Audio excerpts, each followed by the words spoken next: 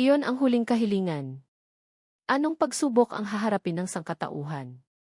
Kapag naipasok sa isang mundong puno ng patayan at panganib, ang antas ng hirap ay napakataas, na ang ating bidang lalaki ay reincarnate ng 99 na beses ngunit talo pa rin. Ang ika-negatibo 100 pagbabalik na ito ang magiging desisyon para sa kinabukasan. Samahan niyo ako. To review para sundan ang napakagandang manhwa na ito. Huwag kalimutang mag-like at mag-subscribe para suportahan ang channel ko. Kayo ay nag-flop masyado, mga kasama. Sa wakas, dumating na ang oras. Kapag mayroon pang 5 segundo, bilangin natin ng sabay. Ang binatang ito ang ating bidang si Yumin. Muli akong nagbalik. Nakakainis. Nagbalik ako bago pa man ako mahila. Sa nakakasuklam na larong ito. Kahit na nakarating ako sa huling round. Kung kaya ko lang. Gusto kong tumigil ang oras ngayon din. Sa sandaling iyon, lumabas ang notifikasyon. Ang bilang ng beses na ginamit mo ang sinaunang spell na reverse time ay 100 paghahati 100. Gayunpaman, ito na ang huling pagsubok. Kailangan kong tapusin ang larong ito. Para magawa iyon, kailangan ko ng 4 na tao na sasama sa akin sa huling round. Sino kaya ang pinakaangkop na makakasama sa koponan? Nagpapatuloy pa rin ang pagbilang pababa. Ilang minuto bago. Sa wakas, naging adulto na tayo. Sa Korea, nagiging adulto ka sa bagong taon. Kapag ika-18 taong gulang. Sa puntong ito, nagtanong ang isang lalaki ng nakangiti. Hindi na kailangan magpanggap na may di ba? Sumagot ang isa. Siyempre. Nagpatuloy ang isa pa. Ano kaya ang gagawin ko pagkatapos ng graduation? Subukan ko kaya mag-deliver ng pagkain. Uy, parang si Sil rin yung babaeng yon. Artista na si Sil rin? Bulag ka ba? Sa puntong ito, nagtanong ang isa kay Jaehyun. Anong plano mo pagkatapos? Ako. Hindi ko pa ba nasabi? Magiging gangster ako. Nang marinig ito, nagulat ang kaibigan. Baliw ka ba? Kung gagawin mo yan, isang pagkakamali lang. Pwedeng ikamatay mo. Hindi ka nagbibiro. Nagsimula ng mag-ingay ang grupo. Sabi ko nga wala akong pakialam eh. Minsan ka lang mabubuhay, di ba? Gusto ko lang mabuhay sa paraang gusto ko. Haha, baliw. Baliw na aso. Seryoso. Kapag nakapagtapos na ako, puputulin ko na ang koneksyon ko sa lalaking ito. Pagkatapos ng graduation, anong plano mo kay? Nagwika si Jaehyun sa puntong ito. Ang ibig mong sabihin ba ay ang mahirap at madilim na alipin? Hindi ko siya mapapatawad dahil lang sa nakapagtapos na ako. Kawawa naman siya. Siguro iniisip niya na matatapos ang lahat pag nakapagtapos siya. Ang sama talaga ng taong ito. Wala siyang karapatang magdesisyon kung kailan matatapos ang lahat ng ito. Kailangan ko siyang paglaruan hanggang sa sukdulan. Hindi pa natatapos magsalita si Jaehyun. Nang biglang sumigaw ang kaibigan sa tabi niya. Teka, hindi ba't siya ang iyong alipin? Ngumiti si Jaehyun at sinabing, siya ang aking alipin. Ang katawan ni Yumin ay naglalabas ng mahiwagang asul na enerhiya. Nang makita ito, sumigaw si Jaehyun. Uy, asong yun. Iba siya ngayon. Pababa ng pababa ang bilang. 4, 3, 2, 1. Maligayang bagong taon. Nabaliw na ba siya? Bakit niya ako tinitingnan ng ganyan? Pinayuhan ng kaibigan sa tabi si Jaehyun. Bagong taon ngayon. Patawarin mo na siya. Marami ka pang oras para bulihin siya. Bulong ni Jaehyun sa sarili. Papatwarin kita ngayon. Sa wakas, naging adulto na ako. Maligayang bagong taon. Naway maging maayos ang lahat. Biglang may nagsalita. Na may malakas na boses, nakakatawa talaga ang sangkatauhan. Nagdiriwang sila ng bagong taon. Nang hindi nila alam na nasa peligro pala sila. Lumabas ang imahe ng isang anghel na may puting pakpak. Na parang sa nobela. Na may magandang puting katawan. Na lumilipad sa kalangitan. Nang marinig ang boses, nagulat at nag-alala ang mga tao. Anong sinasabi mo? Wala akong sinasabi. Ano? May narinig akong sinabi. Bulong ng anghel sa sarili. Tignan mo sila, walang alam at nagulat. Parang nanonood ng mga unggoy sa kulungan. Pagkatapos, tumingala ang mga tao para hanapin ang boses. Sumigaw ang isa, nakakagulat. Anghel ba yun? Nag-organisa ang DH Station ng event para sa bagong taon? Kung sabihin nilang totoo yun, maniniwala ako. Ang ganda niya. Sa kabilang banda, bulong ni Yumin sa sarili, lumabas na siya. Kahit na naranasan ko na ito ng 79 na beses. Nakakairita pa rin ito. Nagsalita ang puting anghel, kayong mga basurang tao. Mukhang nahulog kayo sa kagandahan ko, di ba? Pero huwag kayong mag-isip ng kung ano-ano. Wala akong balak makihalubilo sa mga uod na tulad nyo. Sa reaksyon nyo, siguro naririnig nyo ako. Galit na sumigaw ang isang lalaki. Hoy, anong problema mo? Nagpapanggap ka bang anghel o ano? Anong ibig mong sabihin sa mga uod? Sino ka ba, babaeng masama? Ngumiti ang anghel ng may panganib. Pagkatapos, nagbago ang mukha niya at napuno ng galit. Nakakainis. Bugsh! Ah! Biglang sumabog ang ulo ng lalaki. Tumalsik ang dugo at dumikit sa mga tao sa paligid. Nang makita ito, nagulat at natakot ang mga tao. Nanlalamig sila at pinagpapawisan. Sumigaw si Jaehyun nang nagulat. Nakakagulat. Ano yun? Sumigaw ang puting anghel na may galit. Paano naglakas loob ang isang mababang tao na magsalita sa isang mas mataas na uri? Nang may ganyang ugali, wala kayong karapatang magtanong sa akin. Huwag ninyong subukang magpanggap na kapantay niyo ako. Anong tunog yun? Maliban na lang kung gusto niyong sumabog ang ulo niyo tulad ng lalaking yun. Siguradong naguguluhan kayo sa sitwasyon ngayon. Paano malalaman ng mga mababang tao na tulad niyo kung anong nangyayari? Ipapaliwanag ko sa inyo ng simple at madali, kaya makinig kayong mabuti. Sa kabilang banda, naiisip ni Yumin ng may pagkayamot. Kailangan ko na namang makinig sa paliwanag. Magsisimula tayo ng laro ngayon. Maglalaro tayo ng 20 rounds sa unang araw ng bawat buwan. Ang kaluluwa ng tao ay dadalhin sa isang bagong dimensyon. Para maglaro ng isang laro. Doon, ang kailangan lang gawin ng mga tao ay isang bagay. Iyon ay ang tapusin ang misyon. Kung matatapos ninyo ang misyon, makakabalik kayo sa realidad. Nang may premyo. Nagulo ang mga tao. Anong sinasabi niya? Mukhang papayagan niya tayong mabuhay. Kung matatapos natin ang ilang misyon. Pero hindi lahat ay makakaligtas. Dahil lang sa natapos nila ang misyon. Kalahati lang ng mga kalahok ang mapapatawad. Nang marinig na kalahati lang ng mga kalahok ang makakaligtas. Nagsimulang magpanik ang mga tao. At sumigaw ng hindi pwede. Paano nangyari yun? Nagpatuloy ang anghel, pero huwag kayong masyadong mag-alala. Hindi ko kayo dadalhin lahat. Anong ibig mong sabihin? Tumahimik ka dyan. Ang mga taong nasa edad 15 tandang bawas 29 lang ang sasali. Naalala ni Yumin sa puntong ito. Na noong nahila siya sa larong ito noong bagong taon. Hindi niya inakala na ulitin niya ito ng 100 beses. Sumigaw ang isang taong hindi pasok sa edad ng laro ng may kagalakan. Ligtas na ako. Mabubuhay ako. Nang makita ito, sumigaw ang isang taong pasok sa edad ng laro. Nakakainis. Nagagalak ka dahil nakaligtas ka? Bakit mo kami kinukutya? Ano? Tumahimik ka dyan. Hindi mo ba napagtanto ang sitwasyon? Hindi mo ba nakita yung sumabog ang ulo kanina? Tignan natin. Mukhang ang kabuang bilang ng mga kalahok ay 1 bilyon. 801,129,200 at siyam. Ngayon tapos na akong magpaliwanag. Simulan na natin ang laro. Ngayon, nasa isang espasyo kayong lahat. Kung saan hindi nyo makikita ang isa't isa. Bago ilipat ang kaluluwa. Kailangan niyong gumawa ng katawan sa bagong mundo. Piliin nyo kung ano ang gusto nyo. Isang pagkakataon lang ito. Kaya pumili kayo ng mabuti.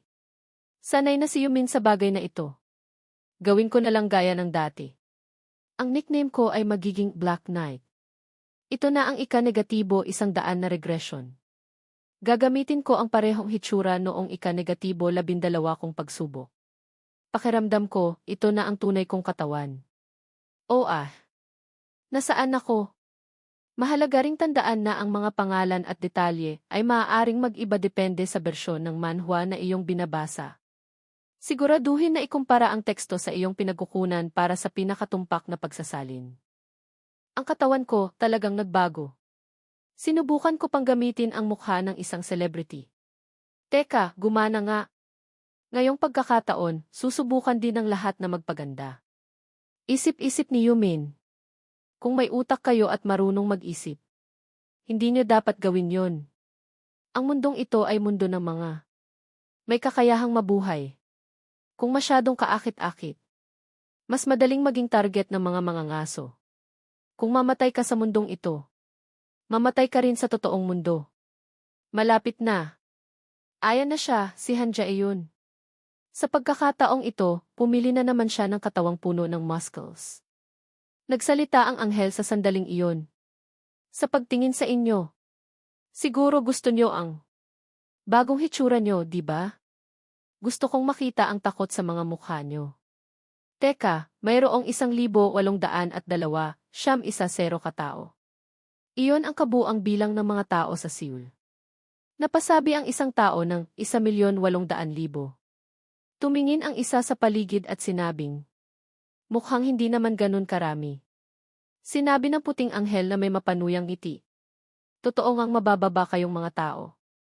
Akala niyo ba na itong espasyong ito lang yun? Ang mga tao ay hahatiin sa mga magkakaibang kapatagan. Kasama ang iba't ibang anghel. At isasagawa ang mga rounds. Mag-focus kayo sa sarili nyo. Bago pa man tayo magsimula, ipapaliwanag ko sa simpleng paraan. Unang isipin ang key status window sa utak nyo. Status window. Lumabas ang status window sa harap ng lahat. Sa sandaling ito, lumabas rin ang impormasyon ni Yumin. Nickname, Black Knight. Rango, Trainee Level 1. Trabaho, wala. Titulo, wala. Stats, lakas panandang pandagdag 3, katalinuhan panandang pandagdag 3. Bilis panandang pandagdag 3. Swerte panandang pandagdag 3. Points ng stats, wala. Ordinaryong kasanayan, wala. Espesyal na kasanayan, wala. Sinaunang salita, wala. Karagdagang kasanayan, hindi pa nabubuksan sa level 1-0.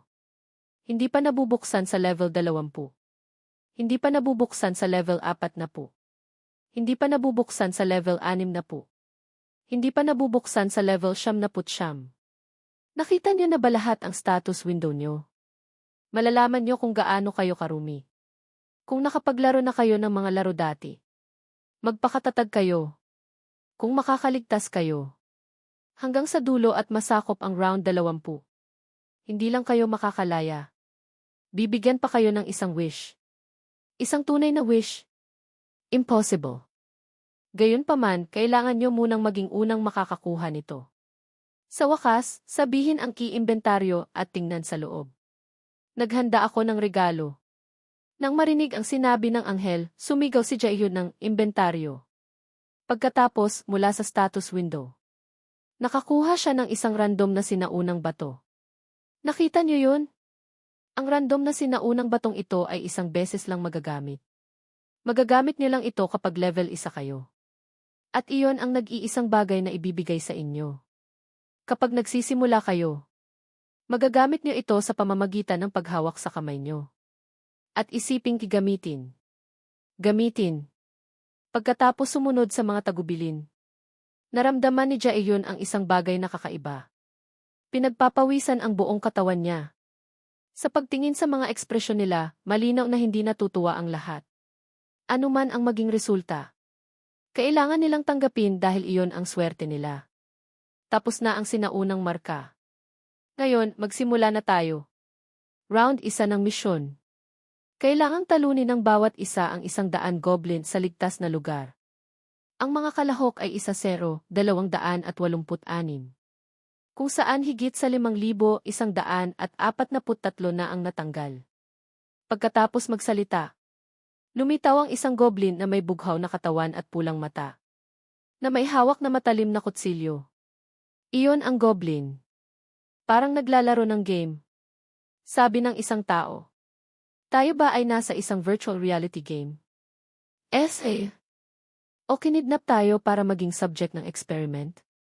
Masyado pang maaga para magsaya. Hindi ko pa tinatawag ang lahat ng goblin. Pagkatapos magsalita, tinawag ng puting anghel ang libu-libong goblin. Na ikinapawis ng lahat. Sumigaw ang isang tao nang natataranta, teka. Bakit ang dami nila? 1-0-0-0 katao laban sa 50,000 goblins. Labanan hanggang kamatayan. Sa utos ng puting anghel, nagsimula ng umatake ng walang taros ang mga goblin sa mga manlalaro. Tumakbo sila papunta sa atin. Huwag kayong lumapit dito. Pagsabi ng isang tao. Lumabas ang isang figura mula sa likod. Si Yumin nga, ang Key Holy Bug na lumabas at umakyat. Sumigaw ang lahat ng may pagkamangha, ha? Anong problema ng taong yun?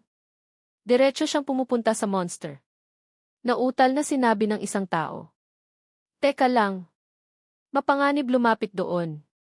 Sa matalas na mata. Mabilis na nilapitan ni Yumin ang goblin at sinipa. Ang dibdib nito. Naging dahilan para lumipad ang halimaw pabalik at sumubsob sa lupa. Kahit na nasa isang grupo o organisasyon ka. Ang unang impresyon ay palaging napakahalaga. Kailangan kong ikintal ang aking pagkatao sa isipan nila. Para walang mangahas na istorbohin ako. Isip-isip ni Yumin. At ang pinakamahalaga, kailangan kong makuha ang atensyon niya. Kaya, sa pagtatanghal na ito, kailangan kong ibigay ang lahat. Nang makita ang pagpatay sa isa sa kanila. Nag-atake ng walang taros ang 2 goblin kay Yumin. Sa ilang basic na operasyon lang. Mabilis niyang pinatay ang mga ito. Ang marka ay naging karanasan para sa kanya. Pagkatapos patayin ang 2 goblin. Tumayo si Yumin at nagpost ng astig. May nakakita at sumigaw ng ang astig. Nakikita niyo ba? Sino yung tao na yun? Espesyal na sundalo ba yun? Black Knighty ang nickname niya. Ang astig din ang nickname niya. Ang mga goblin ay karaniwang ang pinakamahinang uri ng halimaw sa mga laro. Di ba? Siguro kaya rin nating patayin sila. Kahit hindi kasing dali ng kay Black Knight. Sabi ng isa pa. Kung lalaban tayo ng seryoso. Hindi naman mahirap. Hindi pa siya tapos magsalita nang lumundag ang isang goblin at umatake sa kanya. Mabilis na sumaksak sa puso niya. Na hindi man lang siya nakapagprotesta. Nang makita ito, nagpanik at natakot ang mga manlalaro. Tumakbo at sumigaw para humingi ng tulong. Tulungan niyo ako. Dumadating sila. Tumingin si Yumin sa sitwasyon at isip-isip na sa sitwasyong ito. Walang magkakamali na isa itong laro. Sa ngayon, isa lang ang iniisip nila. Iyon ay ang mabuhay. Ang kanilang pagiging buhay ay nagising ng husto. Pinangungunahan. Ang isip nila at ginagawa silang mamatay para makatakas. Pinili ko rin ang paraang ito dati. Sa unang pagkakataon. Noong pangalawang pagkakataon ko lang napagtanto. Na ang pagtakbo sa lugar na ito ay hindi pwede. Isang babaeng tumatakbo ng mabilis. Ang biglaang nabangga sa isang invisible barrier. At sumigaw ng, ano to? Para sa mga taong naninirahan sa modernong panahon. Na hindi pa nagkaroon ng kakayahang lumaban. Mahirap pumatay ng isang goblin. Pero para makaligtas sa larong ito, kailangan nating lampasan ang takot na iyon. Pinagmamasdan ng anghel ang sitwasyon ng labanan. At tahimik na sinusuri ang labanan sa pagitan ng sangkatauhan at goblin. Talagang nakakatuwa. Kahit na ang laki ng mga goblin ay kasing laki lang ng mga bata. Kung walang paglaban, sapat na ang kamay nila para pabagsakin ang isang tao. Lalo na't gumagamit sila ng mga dagger. Pero, sino ba talaga yung taong yun? Natalo na ang 70 sa 100 goblin. Nakakita lang ako ng konting impormasyon tulad nun. Nagalit siya. Ang nakakainis na sistema na ito. Maliban sa progreso ng misyon, nakatago ang lahat ng impormasyon ng manlalaro. Pero okay lang. Kailangan kong gabayan ang mga mahihinang tao na ito. Nakakasakit sa dignidad ko. Gayunpaman, mayroon pa ring ilang taong medyo espesyal. Kaya mananatili ako at mag-enjoy pa ng kaunti. Sa isang bahagi, ibinagsak ni Yumin ang isang goblin sa harapan niya. Agad na nag-abiso ang sistema. Natalo mo ang goblin. Karanasan panandang pandagdag 4, ginto positibo 1-0. Umakyat ka na ng level. Ang progreso ng misyon sa pagtalo sa goblin ay umabot na sa 75 sa 100. Habang naglalaban, isang kutsilyo ang biglaang lumipad patungo kay Yumin. Pero mabilis niyang naiwasan ito. Agad pagkatapos, isang grupo ng mga goblin ang sumugod para atakihin siya.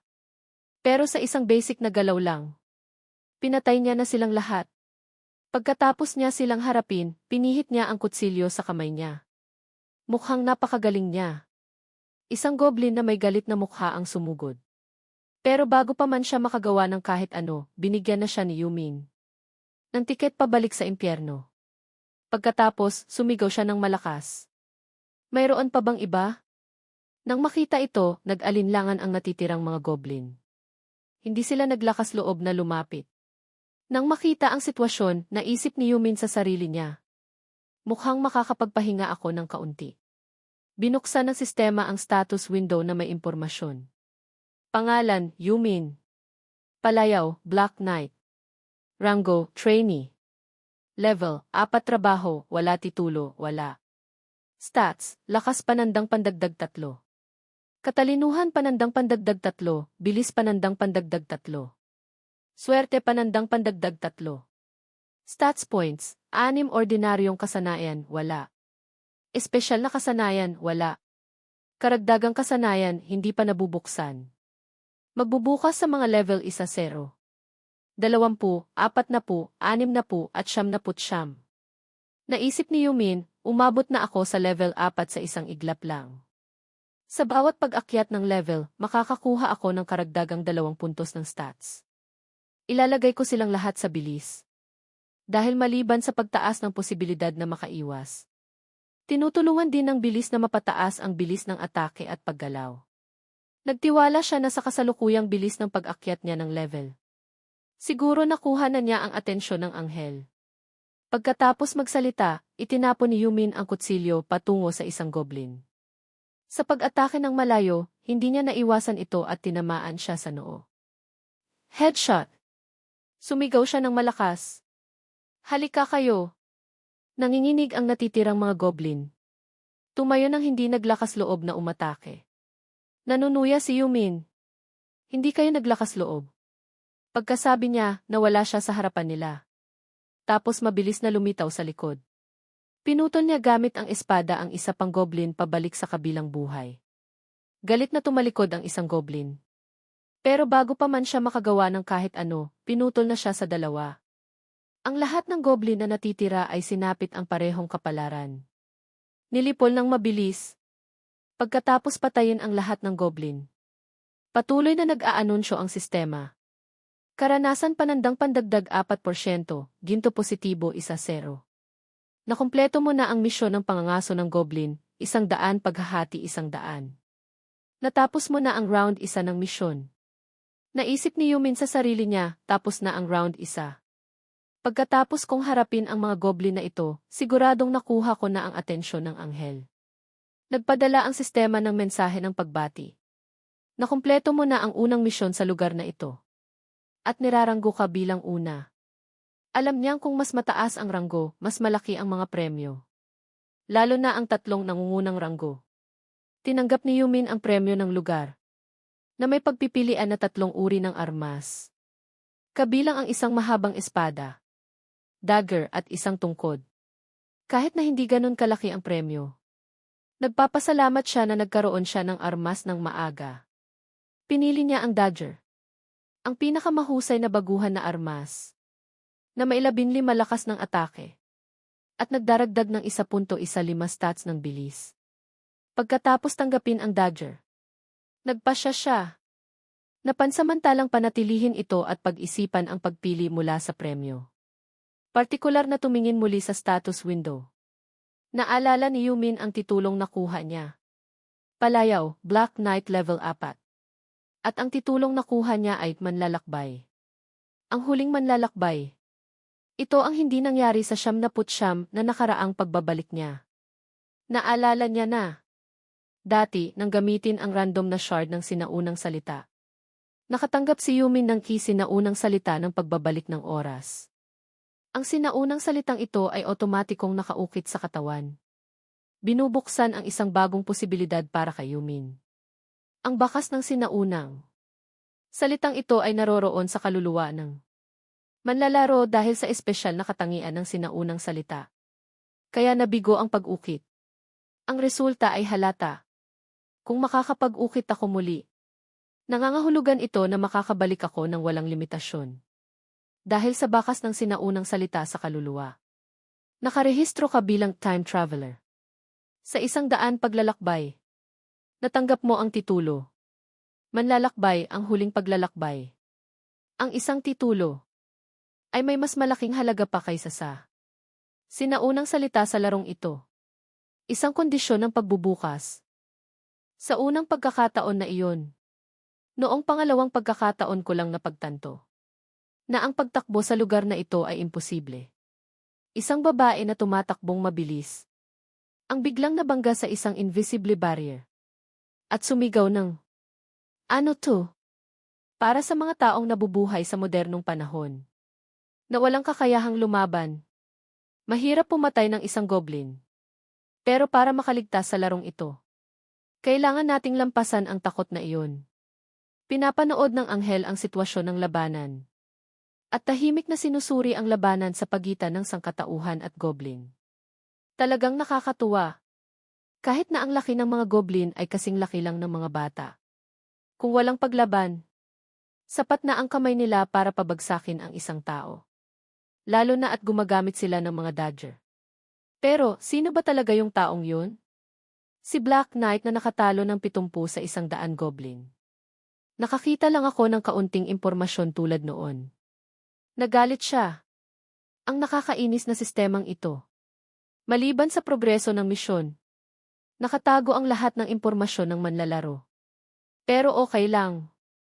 Kailangan kong gabayan ang mahihinang tao na ito. Nasasaktan ang dignidad ko. Gayunpaman, mayroon pa ring ilang tao na medyo espesyal. Kaya mananatili ako at mag-enjoy pa ng kaunti. Sa isang bahagi, pinutol ni Yumin ang isang goblin sa harapan niya. Agad na nag-abiso ang sistema. Natalo mo ang goblin. Karanasan panandang pandagdag 4, ginto positibo 1-0. Umakyat ka na ng level. Ang progreso ng misyon sa pagtalo sa goblin ay umabot na sa 75 sa 100. Habang naglalaban, isang kutsilyo ang biglaang lumipad patungo kay Yumin. Pero mabilis niyang naiwasan ito.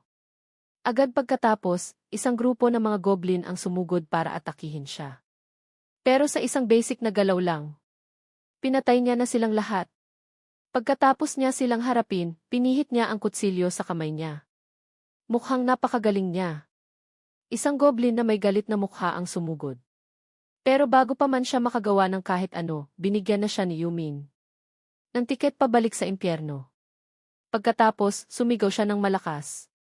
Mayroon pa bang iba? Nang makita ito, nag-alinlangan ang natitirang mga goblin. Hindi sila naglakas loob na lumapit. Nang makita ang sitwasyon, naisip ni Yumin sa sarili niya. Mukhang makakapagpahinga ako ng kaunti. Binuksan ng sistema ang status window na may impormasyon. Pangalan, Yumin.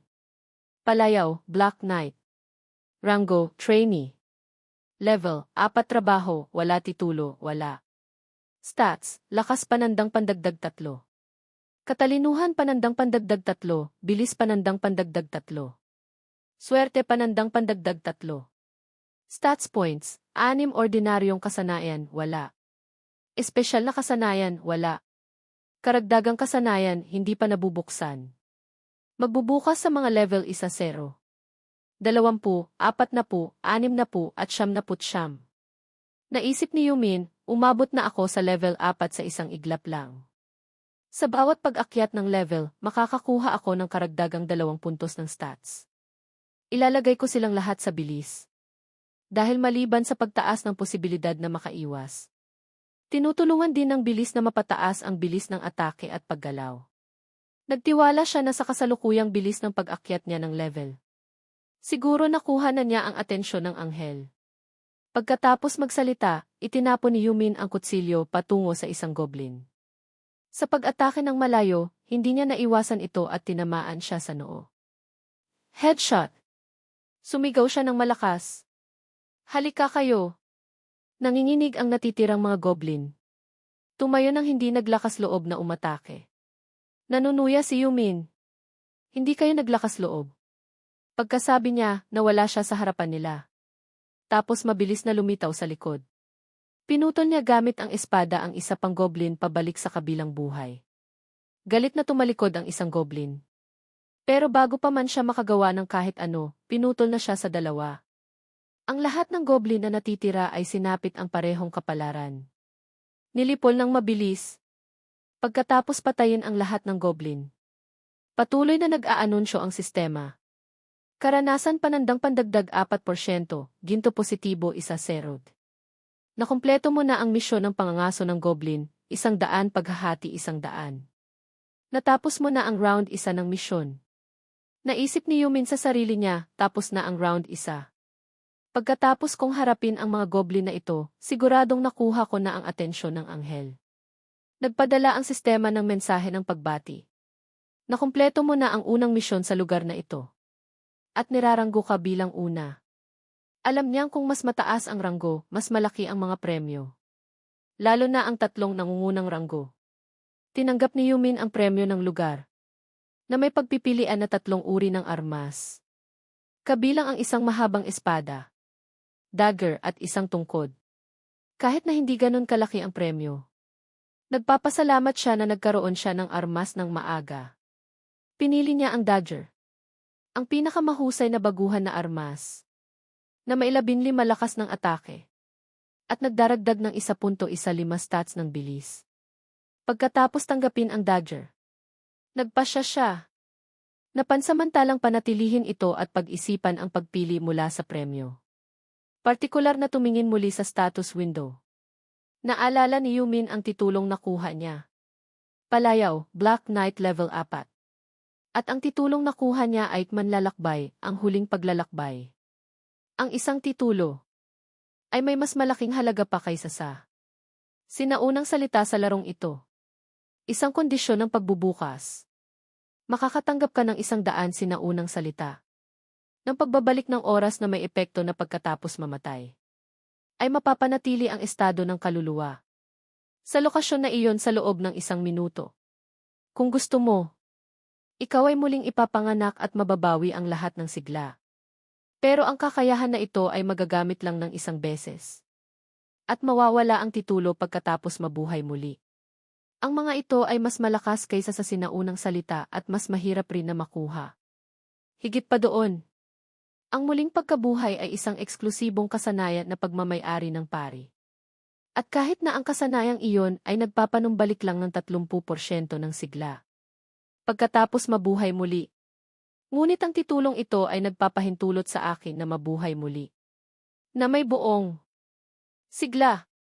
Mukhang nakakuha ako ng isang napakahalagang titulo. Ang pagkakaroon ng card na ito ay palaging isang malaking kalamangan. Ang titulo na Manlalakbay, ang huling paglalakbay, ay maaaring pumili ng public o private mode. Kapag nasa private mode, hindi ipapakita ang titulo sa ilalim ng gi. Pero mayroon pa ring epekto. Siguro natapos na rin ng iba ang misyon. Kamusta kaya si Jaehyun? Oh, narito na siya. Mukhang nakaligtas siya. Ang mga haligi ng gintong kulay na bumabalot sa mga taong nakatapos ng misyon ay lumalabas ng parami. Nagsalita ang anghel sa sandaling ito. Ano kaya? Mas nagiging nakakainip na. Mga kawawang tao. Unti-unti kayong lilipulin para tumugma sa bilang ng mga goblin. Na natitira. Pasensya na. Kasalanan ko. Gawing mas kapana-panabik ang mga bagay-bagay muli. Isang babaeng blonde na mailuhang tumutulo. Ang kayakap sa bangkay ng kanyang kasintahan at sinabing. Gawing mas kapana-panabik, Dithen. Pagkatapos, unti-unting naglaho ang bangkay ng taong iyon. Ang ibang mga bangkay ay nawala rin ng isa-isa sa ganoong paraan. Nang makita ito, may sumigaw na, nawawala ang mga bangkay. Nagtanong ang isa, anong nangyayari? Sa kalangitan, nagsimula nang magtawag ang anghel ng mga goblin. Libu-libong goblin ang tinawag at nagwala. Umatake papunta sa mga manlalaro, na ikinatakot ng lahat at sumumpa. Imbiyerna, binigyan ko kayo ng karagdagang 50,000 buhay.